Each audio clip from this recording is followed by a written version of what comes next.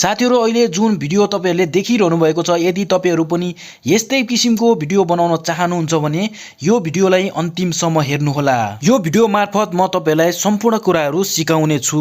यदि अहिलेसम्म हाम्रो च्यानलमा तपाई नयाँ हुनुहुन्छ भने च्यानललाई सब्स्क्राइब गरिदिनु होला र नजिकै रहेको बेल आइकनलाई थिचेर अल नोटिफिकेसन अन गरिदिनु होला।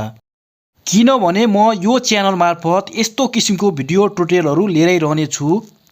अब हामी ढिला नगरिकन भिडियोतर्फ जाउँ। त्यो भन्दा पहिला भिडियोलाई एक लाइक गरिदिनु होला।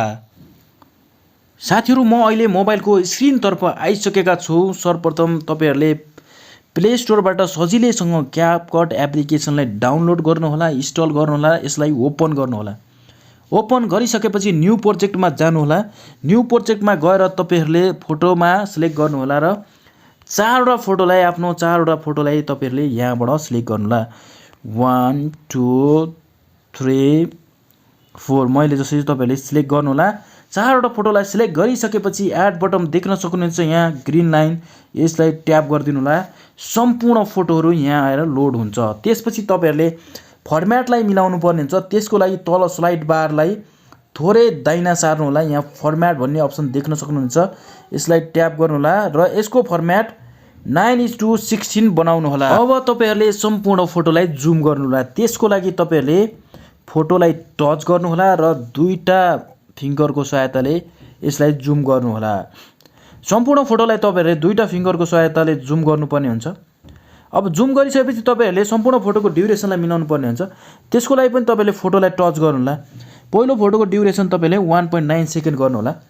त्यसको लागि तपाईहरुले यहाँ फोटोको इन्डिङ लाइन देख्नु भएको छ, त्यसलाई टच गर्नु होला। यसलाई ड्र्याग गरेर मिलाउनु पर्ने हुन्छ। 1.9 सेकेन्ड बनाइदिनु होला। त्यसपछि चाहिँ दोस्रो फोटोको ड्युरेसन तपाईले 2.8 सेकेन्ड बनाउनु होला। तेस्रो फोटोको तपाईहरुले एडजस्ट गर्न आवश्यकता हुँदैन, 3.0 सेकेन्ड नै हुन्छ, त्यति नै राख्दिनु होला। त्यसपछि लास्टको तपाईले 2.7 सेकेन्डको बनाइदिनु होला। अब हामीले यो फोटोहरुमा ओभरले एड गर्नुपर्ने हुन्छ। तपाईहरुले पहिलो फोटोलाई छाड्दिनु होला। त्यसपछि दोस्रो, तेस्रो, चौथो फोटोलाई दुई वटा ओभरले एड गर्नुपर्ने हुन्छ। त्यसको लागि जस्ट तपाईहरुले यो एरोलाई टच गरिदिनु होला। एरोलाई टच गरेपछि ब्याक आउँछ। तपाईहरुले यहाँ ओभरले भन्ने अप्सन देख्न सक्नुहुनेछ। तपाईहरुले दोस्रो फोटोको सुरु पोइन्टमा एरोलाई राख्नु होला। त्यसपछि ओभरलेमा जानु होला। ओभरलेमा गएर एड ओभरलेमा जानु होला र सेम फोटोलाई एड गरिदिनु होला। त्यसपछि फेरि एरोलाई ब्याक गर्नु होला। यहाँ ओभरले भन्ने एड ओभरले आउँछ। फेरि एड ओभरलेमा जानु होला र सेम फोटोलाई एड गरिदिनु होला। सेम फोटोलाई एड गरिदिनु होला र तपाईहरुले ड्युरेसन दोस्रो फोटोको ड्युरेसन जति छ यसलाई पनि 2.8 सेकेन्ड राख्दिनु होला। 2.8 सेकेन्ड। यसको पनि ड्युरेसन 2.8 सेकेन्ड।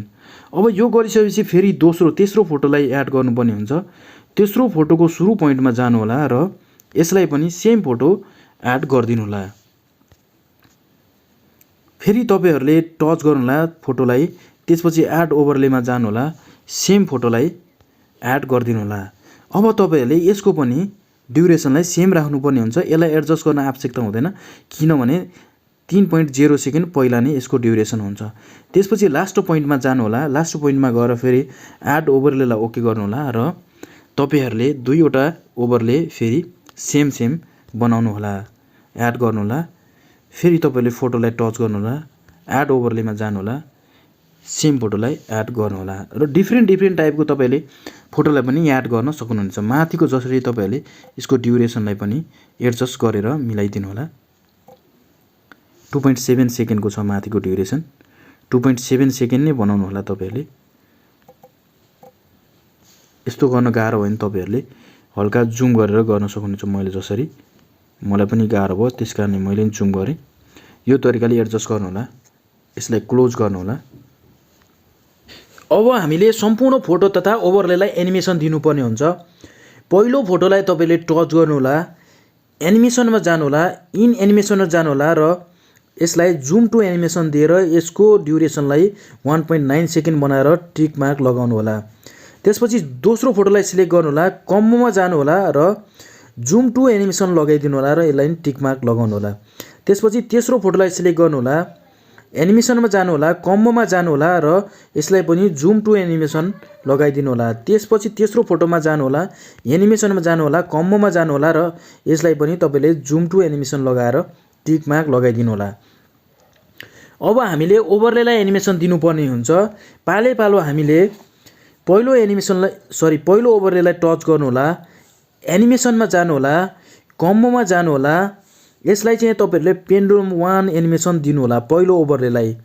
दोस्रो ओभरलेलाई सिलेक्ट गर्नु होला, यसलाई चाहिँ तपाईहरुले पेन्डुलम 2 एनिमेसन दिनु होला। मैले जे भनेको छु त्यही गर्नु है, नत्र यहाँ मिस्टेक हुन्छ। त्यसपछि दोस्रोको ओभरलेलाई सिलेक्ट गर्नु होला, कम्बोमा जानु होला। यसलाई चाहिँ तपाईहरुले पहिलोलाई पेन्डुलम 2 दिनुपर्ने हुन्छ। त्यसपछि दोस्रो ओभरलेलाई सिलेक्ट गर्नु होला, यसलाई चाहिँ तपाईहरुले पेन्डुलम 1 दिनु होला। त्यसपछि लास्टलाई तपाईले फेरि सिलेक्ट गर्नु होला, यसलाई चाहिँ तपाईहरुले पेन्डुलम 1 सुरुमा दिनुपर्ने हुन्छ। त्यसपछि दोस्रोलाई टिक गर्नु होला, यसलाई पनि कम्बोमा गएर तपाईहरुले पेन्डुलम 2 एनिमेसन लगाइदिनु होला। एनिमेसन लगाइसकेपछि अब हामीले एउटा राम्रो इफेक्ट लगाउँदाखेरि एट्र्याक्टिभ देख्छ। त्यसको लागि तपाईहरुले जस्ट यो दुईवटा एरोलाई ब्याक गर्नु होला, फेरि टच गर्नु होला।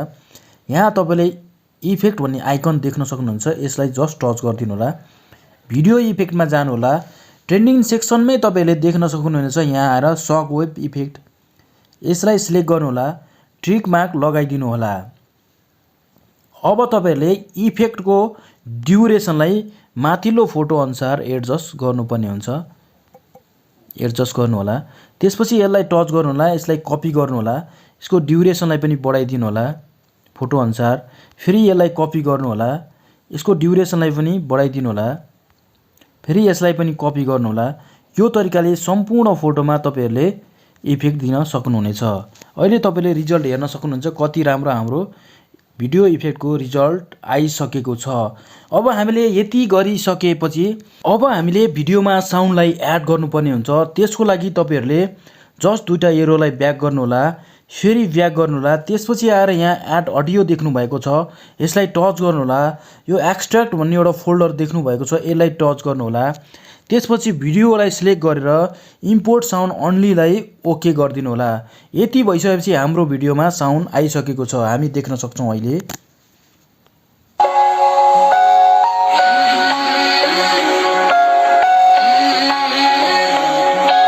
म यो भिडियोको लिंक डिस्क्रिप्सनमा राखिदिनेछु, त्यहाँबाट डाउनलोड गरेर तपाईहरुले प्रयोग गर्न सक्नुहुनेछ। अहिले हाम्रो भिडियो तपाईहरुले देखिरहनु भएको छ, यहाँ तयार भइसकेको छ। अब हामीले यसलाई ग्यालरीमा सेभ गर्नुपर्ने हुन्छ। त्यो भन्दा पहिला तपाईले यहाँ क्यापकटको वाटरमार्क देख्न सक्नुहुन्छ साइडमा, त्यसलाई सिलेक्ट गर्नु होला। सिलेक्ट गरेर यो डिलिट बटनलाई थिचेर यसलाई डिलिट गरिदिनु होला। त्यसपछि तपाईहरुले यो भिडियोको रेजुलेसनलाई हाई गर्नु होला, फ्रेम रेटलाई 60 fps राख्नु होला। यो एरोलाई थिचेर तपाईहरुले भिडियोलाई एक्सपोर्टिङ हुन दिनु होला। भिडियो कस्तो लाग्यो साथीहरु?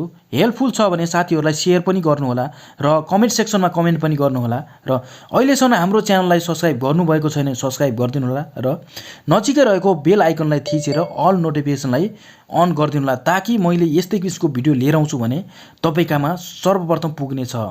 अहिलेलाई यति भन्दै बाइ बाइ गर्न चाहन्छु र यो भिडियो यति भइसकेपछि तपाईले डन बटनलाई ओके गर्नु होला। तपाईहरुको भिडियो ग्यालरीमा सेभ भइसकेको छ।